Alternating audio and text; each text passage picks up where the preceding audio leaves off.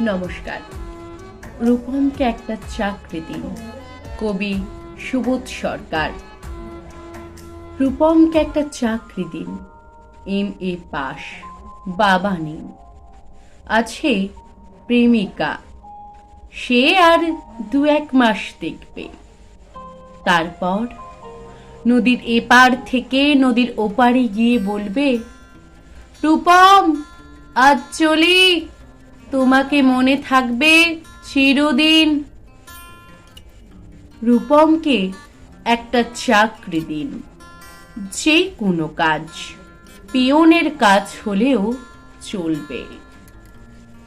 তমালবাবু phone তুললেন।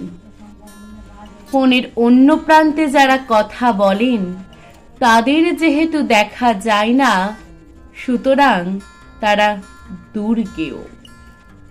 তমালবাবু মামাকে বললেন, রূপমের একটা চাকরি দরকার। মামা বললেন কাকাকে, কাকা বললেন জ্যাঠাকে, জ্যাঠা বললেন বাতাসকে। মানুষ জানলে একরকম, কিন্তু বাতাস জানলে সে প্রথমেই ছুটে যাবে দক্ষিণে। সে বলবে দক্ষিণের অরণ্যকে, অরণ্য বলবে আগুনকে। আগুন গেল আলিমুদ্দিন স্ট্রিটে। আলিমুদ্দিন ছুটল নদীকে বলার জন্যে। নদী এসে আছড়ে পড়ল উপকূলে। আর সমুদ্র হিমাচল বলে উঠল, রূপমকে একটা চাকরি দাও। MA পাশ করে বসে আছে ছেলেটা। কয়েক মাস বাদের ঘটনা। আমি বাড়ি ফিরছিলাম সন্ধ্যাবেলায়। গলির মোড়ে 7-8 জনের জটলা দেখে থমকে দাঁড়ালাম। জল থেকে সদ্য তুলে আনা রূপমের ডেড বডি। সারা গায়ে ঘাস, খড়কুটো, হাতের মুঠোয় ধরে থাকা একটা 1 টাকার কয়েন। পাবলিক বুথ থেকে কাউকে ফোন করতে চেয়েছিল রূপম। ভারত সরকারের 1 টাকার কয়েনের দিকে আমার চোখ।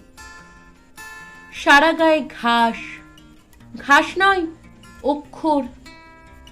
MA পাশ করতে একটা ছেলেকে যত অক্ষর পড়তে হয়, সেই সমস্ত ব্যর্থ অক্ষর ওর গায়ে লেগে আছে।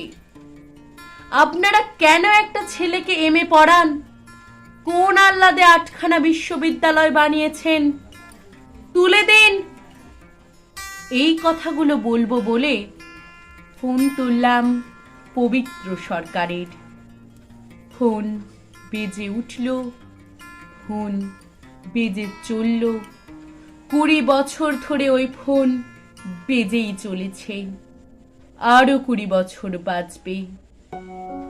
বাতাস বলছে অরণ্যকে, অরণ্য বলবে নদীকে, নদী উপকূল থেকে আছড়ে পড়ে বলবে, রূপমকে একটা চাকরি দিন।